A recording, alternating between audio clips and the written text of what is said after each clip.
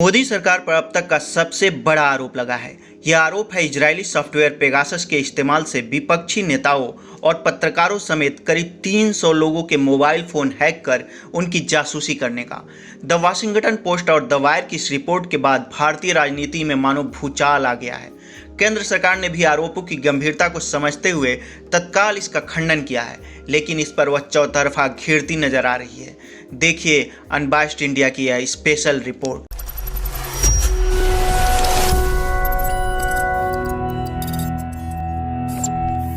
Washington post ने दुनिया भर के 16 मीडिया सहयोगियों के साथ मिलकर द पेगासस प्रोजेक्ट नाम से एक जांच रिपोर्ट जारी की है। इस रिपोर्ट में दावा किया गया है कि प्राइवेट इजरायली सॉफ्टवेयर पेगासस का इस्तेमाल फोन टैप करने में किया गया है। भारतीय न्यूज वेबसाइट द वायर की माने तो भारत में करीब 300 लोगों की जासूसी की गई है, जिसमें 40 पत्रकार भी शामिल हैं। यही नहीं, मंत्री से लेकर विपक्षी नेता, कारोबारी, सरकारी अफसर तक के फोन टैप किए जाने का दावा किया गया है। जिन पत्रकारों के फोन हैक किए जाने की बात कही जा रही है, उनमें Indian express, Hindustan times, news 18, India today, the Hindu, the wire और द पायनियर जैसे संस्थान से जुड़े पत्रकार शामिल हैं। कहा जा रहा है कि 2017 से लेकर 2019 के बीच इन पत्रकारों की निगरानी के लिए इनके फोन टैप किए गए। रिपोर्ट के मुताबिक हिंदुस्तान टाइम्स के संपादक शिशिर गुप्ता समेत India today, network 18, the Hindu और इंडियन एक्सप्रेस, द वायर के 2 संस्थापक संपादक, 3 पत्रकारों, 2 नियमित लेखक के फोन टैप किए गए। यही नहीं, पत्रकार रोहिणी सिंह, इंडियन एक्सप्रेस में डिप्टी एडिटर सुशांत सिंह का भी नाम सामने आया है। बताया जाता है कि रोहिणी सिंह ने अमित शाह के बेटे जय शाह के कारोबार से जुड़ी खबरें लिखी थी, जबकि सुशांत सिंह रफाल सौदे से जुड़ी पड़ताल पर लिखते रहे हैं। टीवी 18 की पूर्व एंकर स्मिता शर्मा, ईपीडब्ल्यू के पूर्व संपादक परजाय गुहा ठाकुरता, आउटलुक के पूर्व पत्रकार एसएनएम आबिदी, द हिंदू की विजेता सिंह और द वायर के 2 संस्थापक संपादकों सिद्धार्थ वरदराजन और एमके वेणु के फोन पर भी नजर रखी जा रही थी।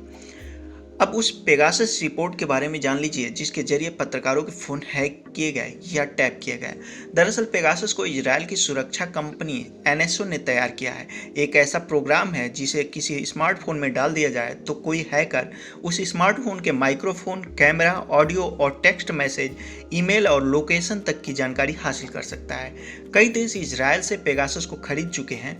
मैक्सिको से लेकर सऊदी अरब की सरकार तक पर इसके इस्तेमाल को लेकर सवाल उठाए जा चुके हैं, लेकिन भारत के बारे में आधिकारिक तौर पर यह जानकारी नहीं सामने आई है कि सरकार ने एनएसओ से पेगासस को खरीदा था या नहीं।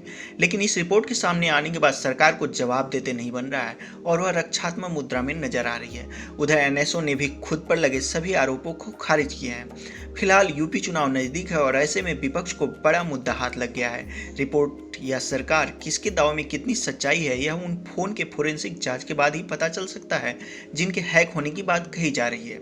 बहरहाल, आप देश दुनिया की खबरों से बाखबर रहने के लिए देखते रहिए अनबाइस्ड इंडिया, सच से सरोकार।